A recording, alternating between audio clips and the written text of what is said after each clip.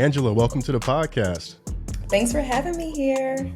This is literally years in the making. I was saying beforehand, we met at FinCon, and I mentioned briefly that you met me actually when I was in the midst of some of the darkness that I've been talking about on the podcast. And so it's incredible to talk to you now. I know both of our perspectives have evolved. I think we both had our fair share of life experiences as well since meeting a few years back pre-COVID, as we were talking about before the show. But first question I'd like to ask folks, what does mental wealth mean to you? Mental wealth to me means an abundance of support for myself mentally, spiritually, and physically because they're all interconnected. And when I think about mental wealth, I think about how can I survive the trials and tribulations of life, and how quickly can I bounce back from them. And so for me, if I'm a little lacking in my mental wealth, I know that something could probably knock me out for a year or two. However, if I'm abundant in my mental wealth, then I know it may only take about a week or so to shift. So that's kind of what my version of mental wealth means. I love that. Nice, concise, put together. Just made it up. No one's ever asked me that before. Awesome. So, what on a related note, when did you realize mental health really mattered? Because people realize at different parts along the journey, some sooner than others, which is a good thing because it doesn't have to take a catastrophe. But for a lot of us, we got to go through something to realize it. What was it for you? So for me, it was pretty early on in my life. So my parents are separated now. And it was really crazy because if anyone comes from a household where the people who are in relationship are deciding if they do not want to be in a relationship anymore, it's really tough for the other folks in the household because no one fights behind closed doors that are soundproof, right? And so you can totally hear it, and your whole aura and countenance when you're not happy ripples out. So I was in this household with two people who were really unhappy in their own day jobs with their relationship with each other, and I was an innocent bystander, pretty much, at the age of 14, 15. And this was in my time at high school. And high school was also really challenging for me because I'm also neurodivergent. I didn't realize that there was such a beautiful, fancy term for all of the learning disabilities until I was probably in my 30s. But I didn't know that then. And so to protect my mental health and sanity, I started cutting school in high school because I didn't want to go to school and be stressed out. And I had a very stressful home life. So when my parents left for work, I just would act as if I'm going to school, and they would think, okay, I left for work, Angela's going to go to school, and they would leave. And I'd literally just take off all the clothes that I put on some sweats, and then watch Julia Child's cooking show and make a wonderful dinner and sit down and eat it. And then when they came home, I'd put the same clothes back on and act like nothing ever happened. And I realize now that I was really protecting my mental space. I was building myself up because I knew that these people were going to come back and I was about to go into some stuff. And so it was just like this cycle for almost a year until I had to finally come clean to my parents and tell them that I'd been cutting school because they sent a note home saying that I was going to be unenrolled because I was MIA, and New York City public schools don't play that. And so I had to tell them so I've not been going to school. And they're like, why? And my parents are immigrants. So, that came with a whole heap of other situation and problems. And Ooh, from what country? It was Guyana. So I'm Guyanese, West Indian by culture, South American by location. And it's pretty much like any other immigrant household. Go to school, get a good job, and you are my retirement plan. So how did that go? Because you were not going to school. One, the fact that you got away with it as long as you did is a phenomenal feat. But how did that go? Well, phenomenal, definitely for a 16-year-old, right? But older Angela is sitting here, and I was talking to my husband about the other day that I've completely cemented my younger years. It's tucked away inside of me behind a cement block. So there's, Angela 1.0, 2.0, and 3.0, and I kind of add this into the 1.0 year, so I don't really even think about it. But now that I think about it, I'm just someone should have known something was going on. Where was the social system? Where were my parents? Someone should have seen hey, this kid isn't going to school. They're sending letters home, and I'm collecting them, and I'm hiding them. I still have it in my journal, right? Because I knew that this was going to be a part of my come up story. So I actually still have these cards mailed out to my mom, and it would say, so your child has not been in school 10-1, 10-2, 10-3, 10-4, 10-5. And then it'll say 10, like 7 because it was the weekend, or 10-8 because like the weekends didn't count. And it would just be like a row of dates. And so for me, it felt really good. But at the end of the day, I still feel like, why didn't anyone notice that I was missing? It definitely brings a lot to the table of understanding that people are people outside of the relationships that you have with them, and loving them for their humanity and not their role in your life. And so for the relationship specifically with my parents, and it's crazy because I did not expect this conversation to go here, but like we said before, this is probably where it needs to go. For my parents, especially for my father, individually as a father, he was probably, world's worst dad. Just gonna throw that out there. And he's deceased now, probably rolling in his grave. But I would probably go toe to toe and say, can you prove it otherwise? And he'd probably come up lacking. Very rich in love. I know he loved me, but his actions definitely could have said otherwise. So I completely understand that now. But when you tell the 15 and 16-year-old Angela at that time, I didn't know what the hell was going on. I didn't know that, my parents were there were extra relationships going on in their relationships, that my dad was, playing black tax, meaning that he had to work harder than ever with a college degree, and having his managers really be 20 years younger and uneducated, and him having to play that corporate game. I didn't realize that that was the stress that he was going into every day, and they were both just taking it out on me because I was the person that would handle it and couldn't fight back for myself. And so, as an adult, realizing this, I'm still very spiritual. And in the Black community, we have this thing like, but God. I still get very like emotional about it because I'm like, in spite of all of that, for me to stand here as who I am right now and have what I have and be who I am on this planet, like, well, shit. Okay. Well, maybe a lot of the things that happen to me that aren't really that great that I'm experiencing, and Lord knows I've had a heck of all of us have had, our shares of the human experience. It's gonna be okay. It's gonna be okay. Like, it's for me. Those years showed me that I can't expect anyone else to make me happy. I get to make myself happy. I can't expect someone else to educate me, right? Like, when I didn't go to school, it wasn't that I was just sitting home watching TV all day. I would go with like friends, and we would go to Broadway shows. We'd go to museums. I told you, Julia Child's cooking classes. I pretty much created the education that I thought actually mattered.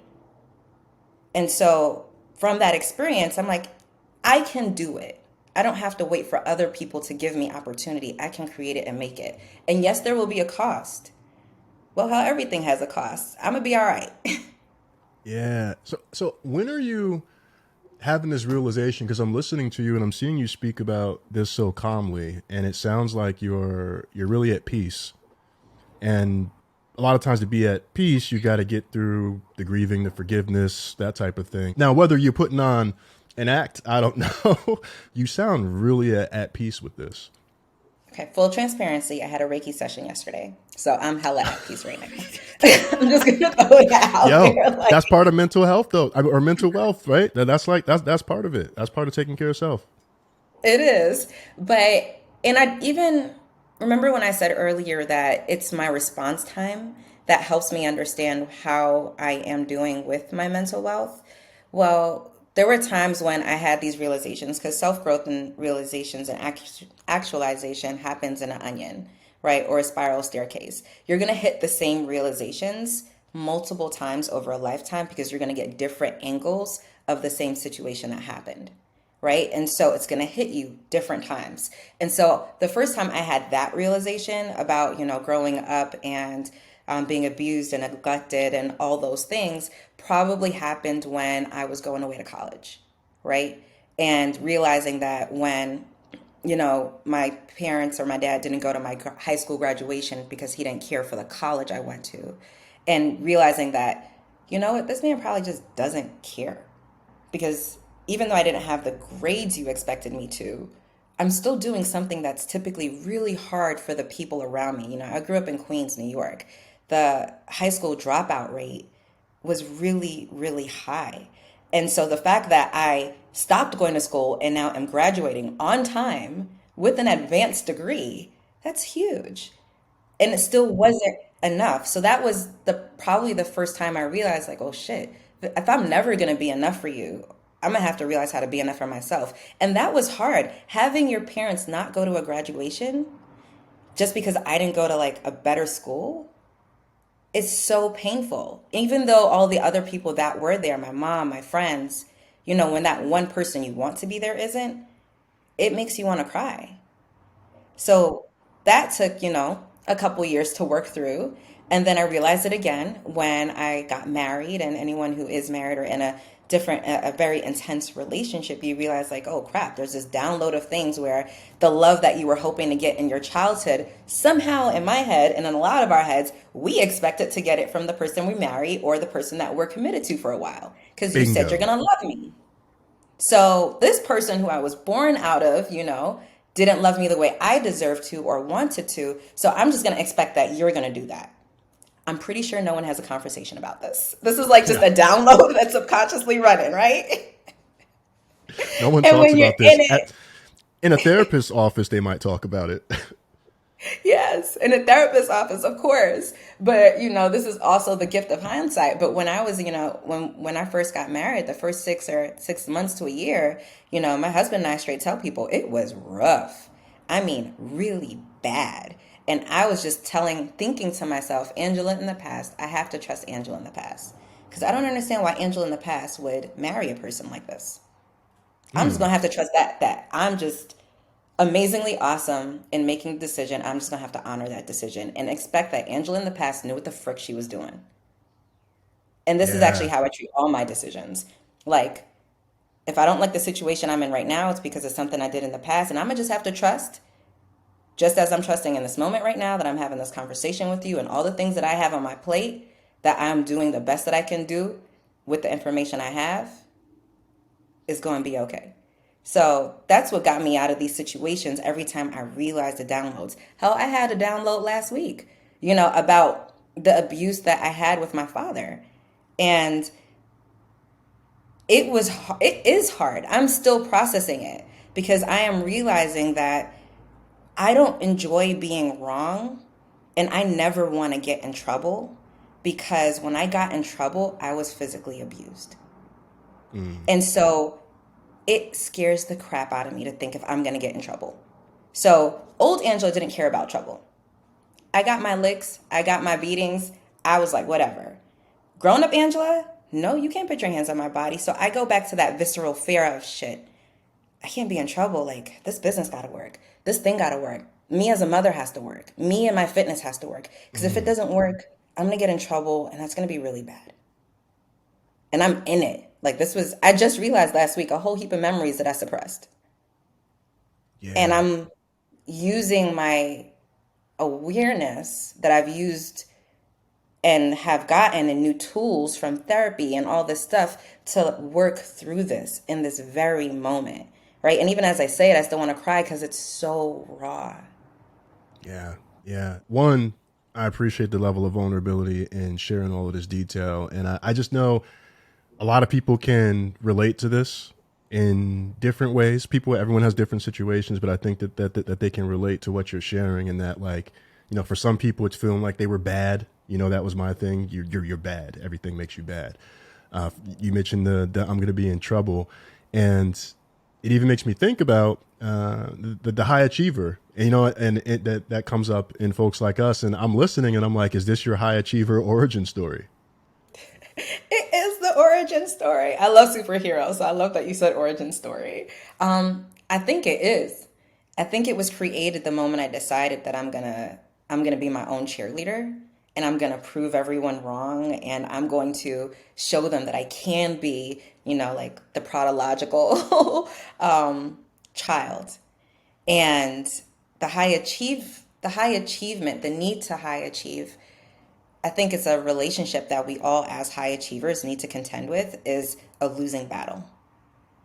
because we're never going to achieve the highest point that we want to actually be because it is a moving goal. I'm glad you clarified the moving goal part because otherwise it's like, what do you mean you can't achieve the highest level of what you want to achieve? But it sounds like what you're speaking to is, and then something I do, like once you achieve it, you're thinking about the next thing, right? Is Yep. that what you're saying? Yep. The goal turns into a milestone. Yeah, it's like a checkpoint. It's like, okay, Yep. did that.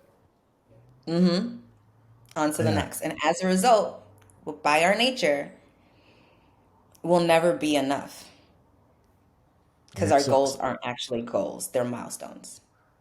So when did you have the realization that like I need to one either appreciate what's happening in the moment, or when I have an accomplishment, I need to like appreciate that. Well, when did you kind of realize that you weren't doing that and needed to switch the approach up? I think for me, it was probably right after the pandemic. I had a baby in the pandemic, so got pregnant, pandemic babies. Yes, my son is awkward as hell, does not like being around people. Like, because the first years of his life, he didn't know anyone existed besides like the other three people living with him. So just to put that out there for anyone who meets a child born in this era, I'm pretty sure there will be case studies in the future made of it and maybe complexes defined. So the first time I realized when this high achievement business was kind of hitting up against a wall, just had a baby, was still in my business, still working happy investor method. And also, I chose to take off 8 months to be with my son, right? I gave myself a maternity leave of 8 months, which is ridiculous and beautiful because that's supposed to be the dream, right? You can take an 8 month maternity leave and be okay financially and not even feel it. Like, that's a goal in and of itself because so many people have to ask for paid time off in our country. They don't give women that space to figure out who they are after raising and creating a human for almost a year, right? They give them 3 months to figure it out and go back. So I said, no, Ange, it's gonna be okay. We figured this out. So I'm in this goal, right? Made it with my son, and I'm going crazy because my company isn't making as much money while I'm on maternity leave. And Mm. I am like losing it internally. On the outside, everyone's like, Angela has it all together. She has her nice little baby and she's home on her maternity leave. Nice But little on the baby. inside, I am like in my robe, 3 a.m., looking at the Stripe account. Like, what is going on? Trying to Mm. like figure out an email sequence. And I have mommy's brain. And so if anyone knows, when you have a child, your hormone levels drop and all the nutrients that were in literally just left your body. So mentally you are running at like 60% capacity. And I was so upset that I couldn't even think of a business strategy to make it work because I'm usually really great at business. And when I needed to be really great, the idea wasn't coming. And it was hard. It was so hard. And at some point, I even started praying, and my prayers, oh, I'll never forget this. And I say I'll never forget this because I was really angry at God. Mm. I was really angry. And I don't think I've ever been angry. Beat like shit, all the other stuff, miscarriages, all this stuff, never been angry. But in this point in my life, I was angry. I was trying my hardest at both things, business and parenting. And I don't think I was really having the results that I wanted. Because when you're a high achiever, it's about results, right? It's not about the feelings and it's not about the this and the that. It's like, did it happen or did it not? Right. It's results, right? And I just wasn't getting the results.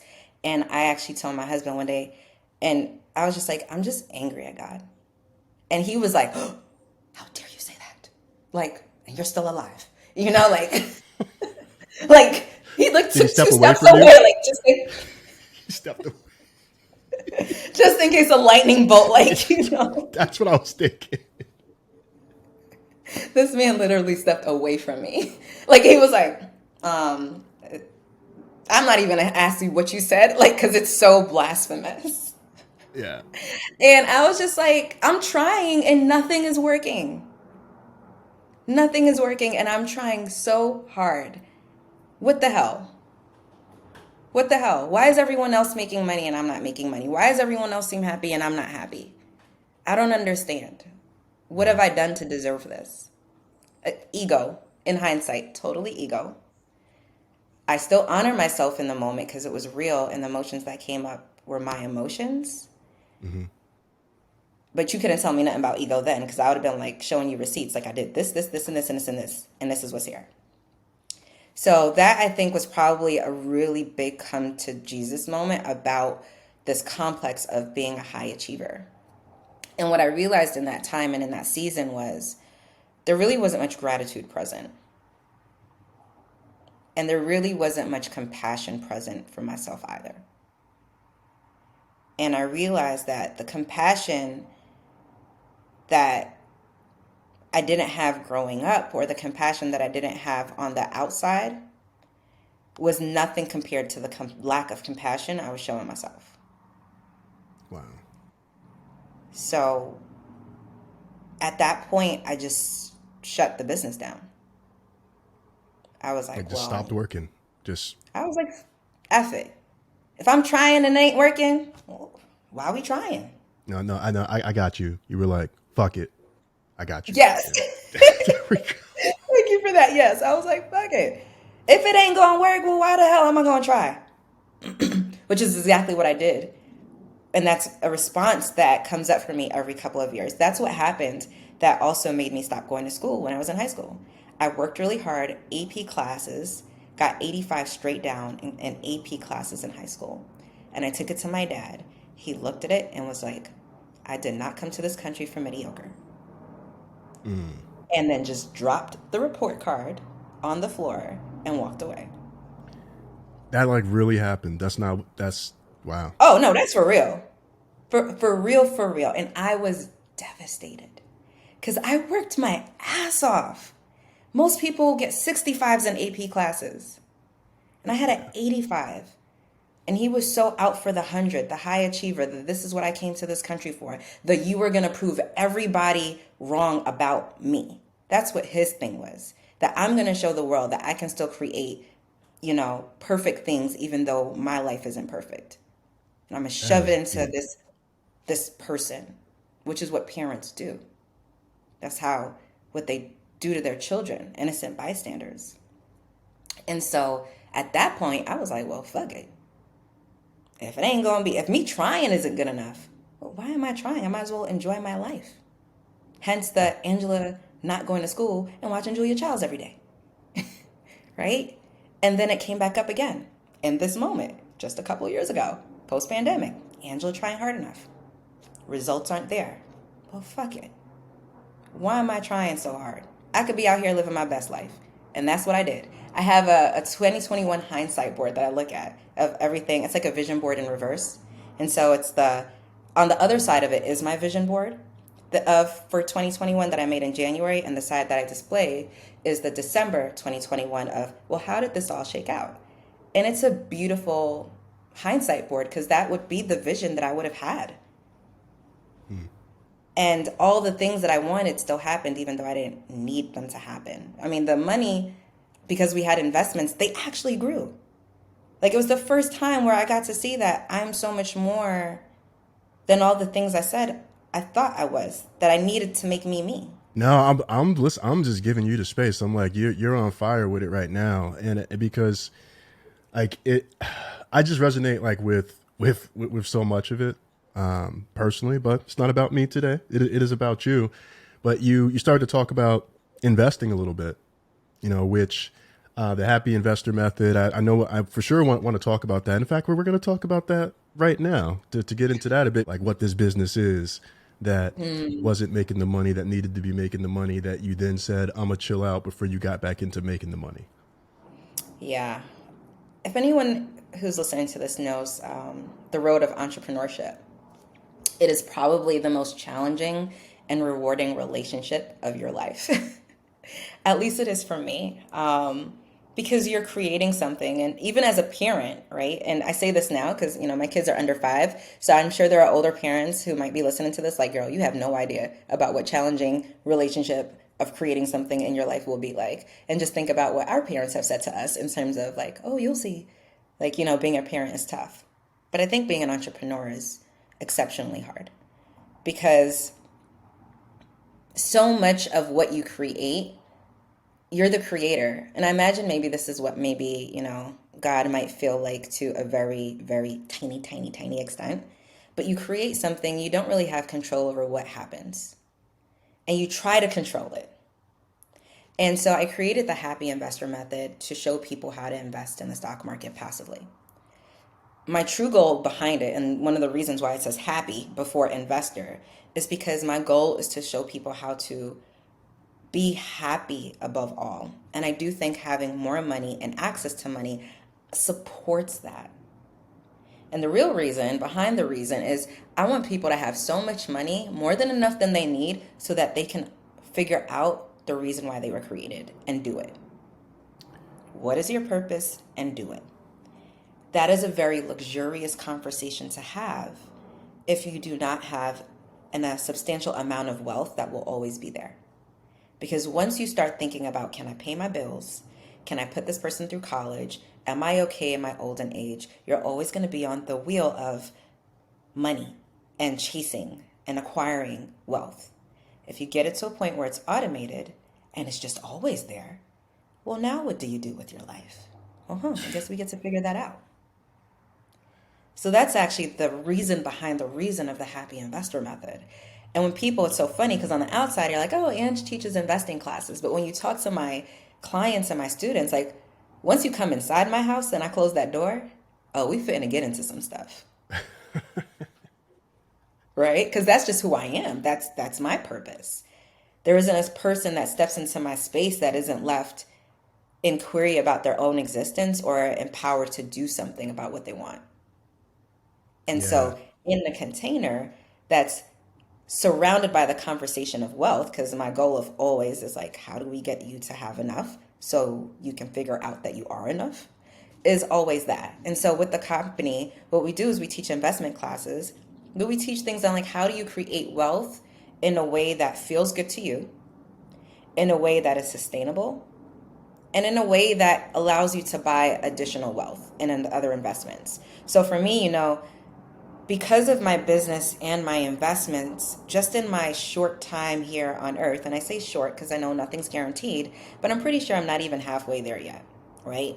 And halfway Yeah, there, as me, statistically, I mean, for black statistically, men, it's a right? little bit different. I'm pretty much there already, but you go on, you go You're on. pretty much, but you're probably not because you do, even statistically speaking, maybe yes, but then when you add in all the other factors that you're doing statistically, like your health and Yeah, taking care of your mental health and all of those things, you're just adding more years to your life. Because statistically, people who don't work out, they live to this age. Statistically, people who do live to this age, who eat this, who don't drink. So you're actually counteracting that statistic you just mentioned. got you. So chances are you will live way longer because you're doing what you need to do. I hope so. You will. I think so. So, I mean, like I have any power over it, but Let's just put it out there. Like just let it be out there. Just let it be out there in the yes, ether. we will all live long, beautiful, healthy, happy lives and wealthy.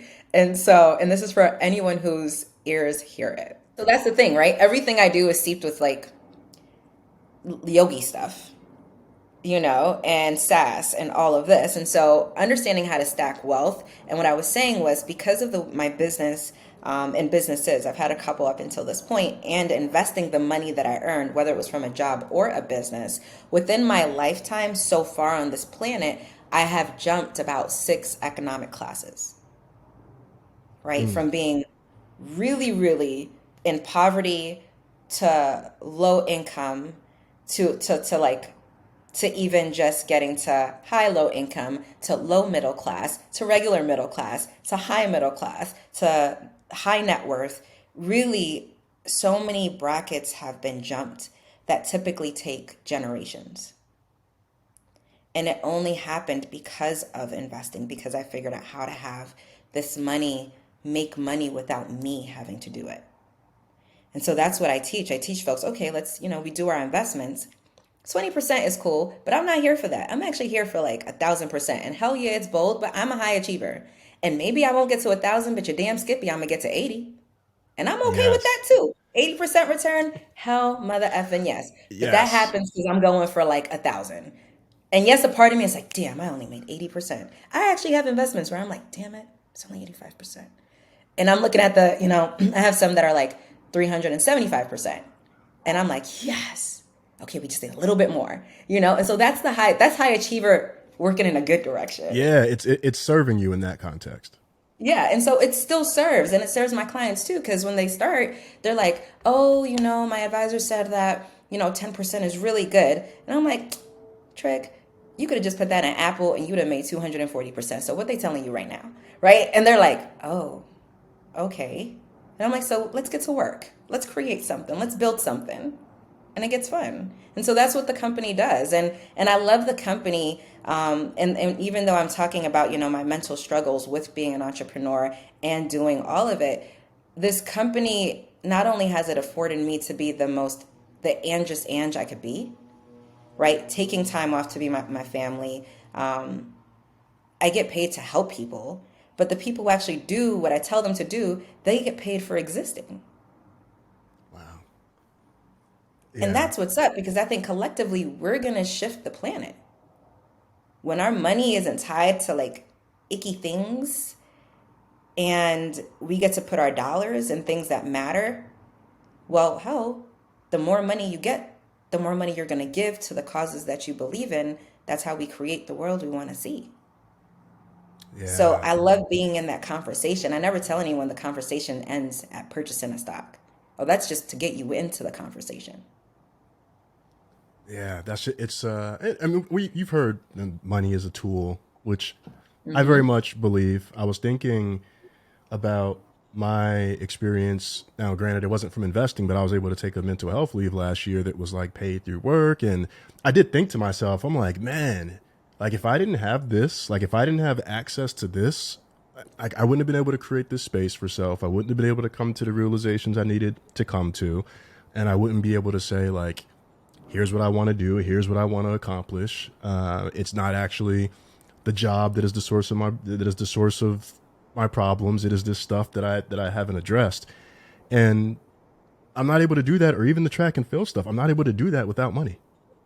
Hmm. It's whether it's the day job money or actually the side hustle money for me is like what covered the business for like a year and allowed me to like travel while I was getting my stuff together. So I'm like, yo, if nothing else, the money gave me space, and that's kind of like a big thing that I'm taking away from what you're saying. Absolutely. And even as you're saying it, I'm just like, and it gives you access. It gives you access to information. A lot of people who have good hearts think about, I love that you mentioned your business, right? I love that you mentioned that someone can pay you to fix their lives. Because back in the day, when access wasn't available, no, you couldn't pay anyone to fix your life. You just had to sit in it. You had to sit in your shit, and that was your shit forever. And the people around you had to deal with your shit. Yes. But now, when you have money, I love the fact that we can pay to be better, right? And if you need to find money, we're all resourceful. We figure it out, right? If we really want to buy something, we figure it out. We're like, okay, I have this credit card, or I have this person that owe me money, or, I do have this thing that I could sell, right? We just get resourceful as hell, which is why I always tell people if you really want it, you're going to figure it out because we're smart human beings. And yeah, there are times we can't figure it all out, but that's when we get to lean on community. If you can't figure it out yourself, that's when you should actually lean on people to help you figure it out. But the fact that you can pay someone to be a better person, it's a very beautiful time to be alive for that just very plain reason. A lot of people talk about, in the beginning when I started this company, I thought, should it be a non for profit? And I learned really early on, I don't want my main source of income to be from a non for profit because the name in and of itself means I will never be rich. I cannot keep my profits. So when people just jump straight into non for profit, they get confused with, well, is this a business or is this a charity? And it's like, well, no, if I'm showing you how to make a lot of money, it's a business. Yes. Because if I don't make money and my family's not provided for, then I can't do this for you. And so that's the funny thing. It's like when people think about investing in themselves, a lot of people are like, oh, well, why'd you take that course? You notice that when you're on the path to self development and trying to make yourself better, you get a coach. You do the things you get, to help you get to your goal. And that takes money. And some people are like, oh, why'd you pay for that? Well, because I'm that committed to the end goal. And a lot of people, I think, don't understand that. They don't understand that within the framework and context of business and paying people for their services, it shows how committed you are.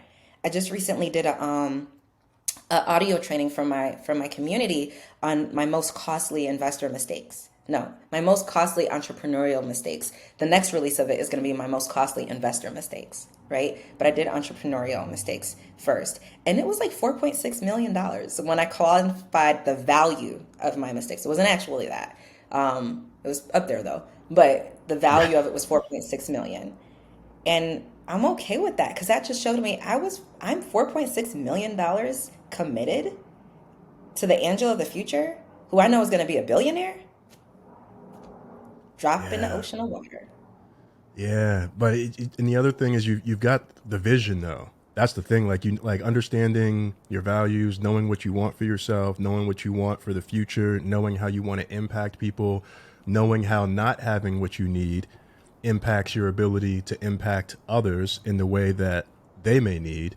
And so it's really a full circle thing is what I'm hearing. And I'm so glad you talked about investing in self as opposed to just investing in the market. Because it is, I mean, I'm a huge proponent of it. I've had a leadership coach, shout out to Kayvon. I mentioned him on the show a few times, who I've been working with for a few years now. I pay a long jump, triple jump coach. I'm going to multiple therapists, I'm getting books. And for me, like and that's a big part of like how I see mental wealth. I'm like, I can't just like sit here and look at what other people are doing and like be upset at like where they are if I'm not like taking care of myself and doing like what's necessary for me to get me to that next level. And it finally clicked recently in the business because for me for years now it's been like I do this because I've done all of this because I just wanted to help people. Like that's just been it for like years. Like I just enjoy helping people. But it got to a point where like I'm like, all right, like some of that money from the side business starting to dry up a little bit. I'm like, all right, now I'm starting to have to like go into my own like money, like bank account to like cover some stuff. This needs to start making money because like it already adds a little bit of stress. And I'm like, if the more energy that's like in that, it's less energy that I have for the message and to be serving and doing, what I'm intended to do. And that does not happen without that investment in self. It's true. It's so true. And that's why I'm a proponent of entrepreneurship and people charging their worth, or just being okay with people compensating them. Because if you don't get compensated, you're not going to survive. If your bills start getting too high to run this initiative that you have that's really coming from your heart, well, the actual real side of you and your partner and the people in your life, this is your mission. This isn't their mission. If you're like, I got to pull out the savings to do your mission, well, no, no, no, no, no. That might fly for a couple months, but it's going to not be okay after a while. If you can't pay your rent, or if you can't pay your mortgage because you are taking care of other people, well, that's an imbalanced relationship. Those people need to take care of you just as much as you want to take care of them. Yes. That imbalance part is so important because I've had to learn how to, I don't want to say like save energy, but to be cognizant of how much time I'm putting and how much effort I'm putting into the business and making sure that I'm putting equivalent effort or more effort, because she's probably going to hear this, more effort into the relationship side of things. And it's easy, especially like with the overachiever mindset. And I'm not sure what aspect of, I'm neurodiverse as well. So I'm not sure which yours is, but I know for me, like when I, with the ADHD on my side, like I get like super tunnel visioned and I can just get like lost in something for like hours, especially when I care about it, or if I feel like I'm going to be judged or evaluated on it. And so I have to be cognizant, like, yo, like, yes, this is important, but like, I can't let this other stuff fall by the wayside.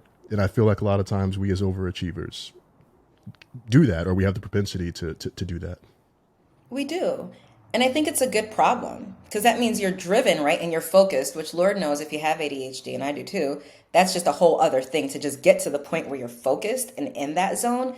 it takes some time. And so when you're in it, you want to capitalize on it. So I don't think there's anything bad with that. What you want to do is you want to figure out, well, how do I make it okay to be that way? How do I make it so that the thing that I'm spending so much time on is compensating me for it? So it's okay for me to spend that much time on. It's like, would anyone ever go to work for free? No. No. You're gonna go, if the employer's like, so I'm not gonna pay you. Will you still show? You might for like a little bit out of the kindness of your heart, but you're not fitting to be there for a month, over a month.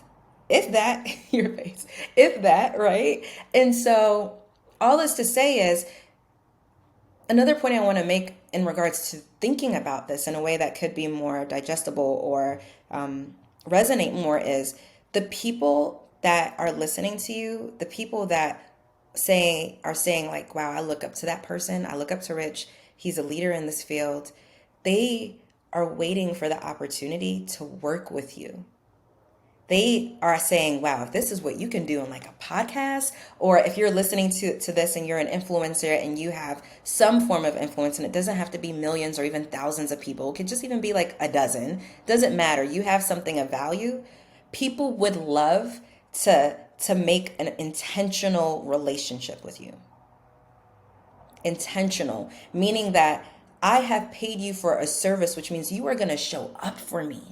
I have time on your calendar dedicated to me and helping me with my problems and making my world come out the way I want to. Where can I give you my card to make this a reality?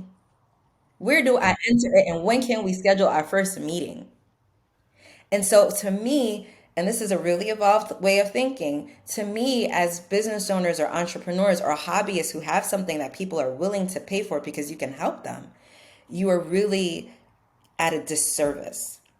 You're really doing something where you're not making that relationship balanced. And if a relationship isn't balanced, it's not going to survive. It's going to fall off. At some point, someone's going to go to someone else to fix that problem that you helped them realize. And in their heart, they actually want it to be with you. But you're like, when they come to your house, the door is closed. When you have a service that they can pay for, you are opening that door and saying, let's work together to helping you get the life you want. I'm happy to.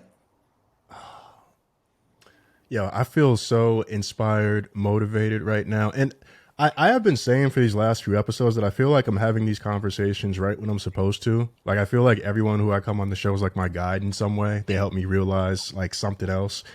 Like for self, it's like taking one-on-one wellness coaching clients, you know, like put my coach had to coach me on putting myself out there for that. He's like, yo, people need you, man. Like you need to be like out there, and like people like who have been listening to you for years like want to work with you and will pay to work with you. But it also requires having that confidence in self. And if not just that confidence, you've also got to have like that vision, which you clearly have, where I'm seeing like, okay, like I see how working with people is going to serve both me and them. And I also see how that's going to allow me to do some even bigger things down the road. So, this has been a fantastic conversation. We're toward the end of the show. So, where can people find you? Also, if you got to close, I feel like you gave like many thoughts that could be closing thoughts, but if you got like another one, feel free to drop that here. Otherwise, where to find you, where to get the latest is fine by me. I think I have, let me think, one last closing point, not a new one, but one to kind of help you as you've listened to this entire episode. It's going to be okay. It's going to be okay. Because it always is. And it will always be okay. And that's my closing point. As long as you are on the journey and in the process of query and figuring out the shit you need to figure out, it's gonna be okay. And even in the moments when you feel like you're not doing it, you are. Because sometimes we need the space to just exist. So I know if you're a high achiever and you're listening to this, you might be thinking, okay, well, I'm gonna do this. That's not the message. The message is, how do you have grace with yourself in knowing that this is the who you are to your core? Because chances are, in 1 year, you do more than what someone's going to do in a lifetime. A whole Yes. fact. right? Facts. A whole Fax fact. machine. Fax machine emoji. So just do what you can do. Just take baby steps, right? You know, if you can follow me at Happy Investor Method on Instagram, you can get on my list. That's where I do it, right? So my thing is my list. Yours, Rich's podcast, right? I have an email list and I send love notes, like wealthy love notes through email. Because for me, that's my way of giving. That's my way of I'm in my sacred space and I'm reaching you in your sacred space and we're going to have a conversation and I'm going to teach you. So if you're okay with taking baby steps that way, go to happyinvestorguide.com and you can definitely get on the list there. I have investing freebies right now. The current freebie is a wealth prayer because I do pray a lot. So a wealth prayer. There is an angel investing masterclass because I have used my investments to invest in angel companies as an angel. And then there's also I think 55 stocks worth $55 or less. So you can tell there's a gamut of things, but I'm hitting folks, you know, where I am personally and what I've had success with personally. So there's something for everyone, and you can find me again at happyinvestorguide.com, Ange Matthews. And thank you so Ah, much, Rich, for this opportunity. yes. Thank you for the vulnerability and thank you for sharing all of yourself. I know this is going to help a lot of people. I hope so. And I look forward to hearing from some of you if this has helped you at all. Damn right.